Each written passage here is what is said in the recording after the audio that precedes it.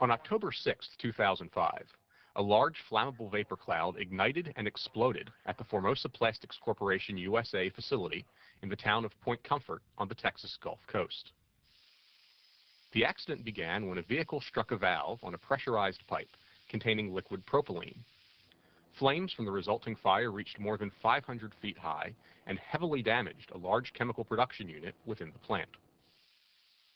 The initial explosion knocked several operators to the ground and burned 2 men, 1 seriously. 14 workers sustained minor injuries. Formosa evacuated all personnel from the site. Local officials ordered a shelter-in-place for the Point Comfort community and evacuated students and staff at a nearby elementary school. The U.S. Chemical Safety Board investigated the accident and issued a case study, including findings and safety recommendations. The Point Comfort complex, covering 1,800 acres, is the largest Formosa facility in the U.S. It employs 1,400 full-time workers and 400 contractors. The accident occurred at what is called the Olefins 2 unit, which uses furnaces to convert either natural gas liquids or naphtha into products such as propylene and ethylene. The fire and explosions at Formosa's Point Comfort plant began with a very simple event in which a valve was struck by a vehicle. But the result was a massive fire that forced a large chemical process unit to shut down for 5 months. Our investigation focused on how this facility was designed to protect against major fire hazards. We found that improved design practices and protective clothing could have reduced the impact of this accident. The accident occurred on October 6, 2005, inside a chemical process unit with miles of piping, hundreds of valves, and several large vessels containing highly flammable liquids and gases. On the day of the accident, a forklift was towing a trailer loaded with air cylinders used during plant maintenance. Needing to reverse direction, the driver backed the forklift and trailer into an opening between 2 columns supporting a pipe rack. As it pulled forward, the right front corner of the trailer struck a valve protruding from a strainer in a piping system containing high-pressure liquid propylene. The valve was torn from the strainer. Highly flammable propylene began shooting from the nearly 2-inch diameter opening, creating a large pool of liquid and a vapor cloud. The cloud rapidly expanded to engulf a large section of the unit. An operator heard the release, saw the fog-like vapor cloud, and immediately notified the control room.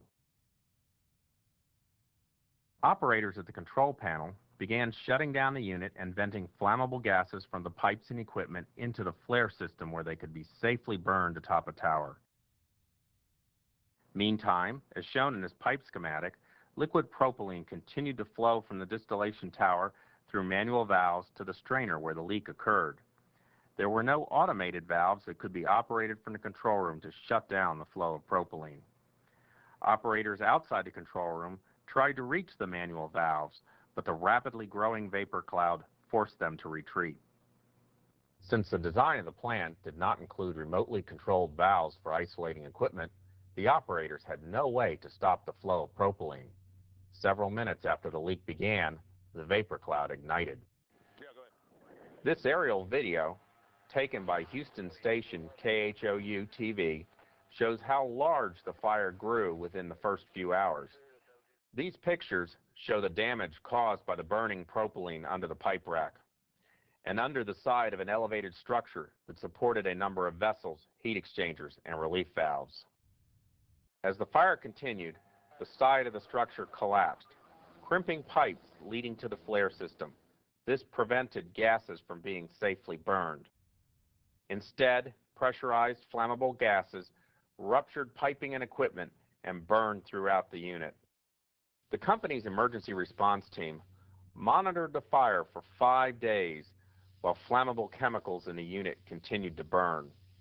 About 7 million gallons of water were used to cool vessels and contain the fire.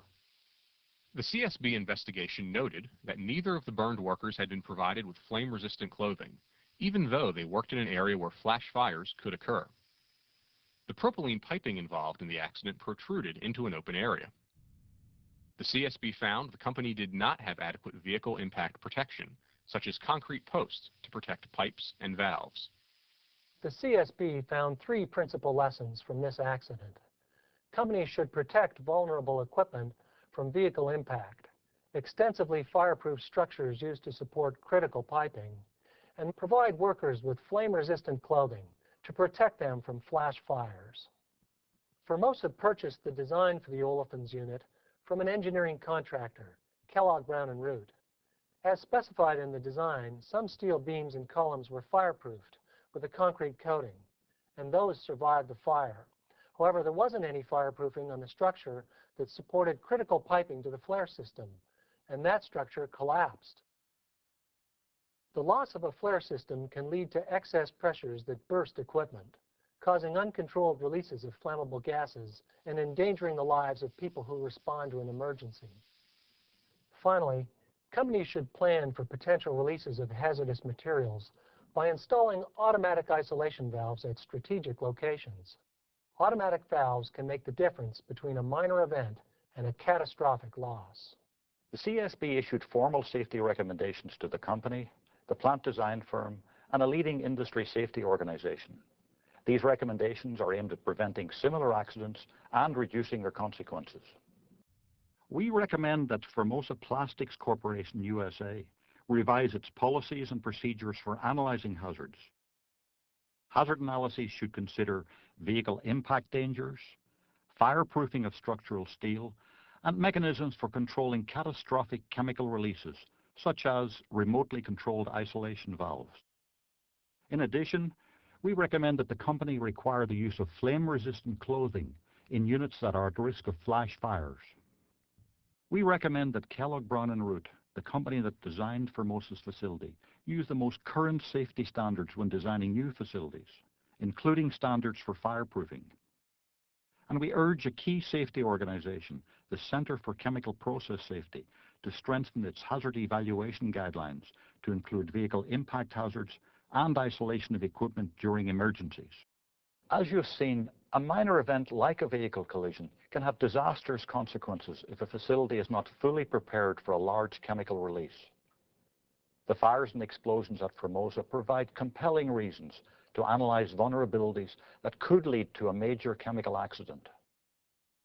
For more information about the Formosa Point Comfort accident or other CSB investigations, please visit our website at csb.gov. Thank you for watching this CSB safety video.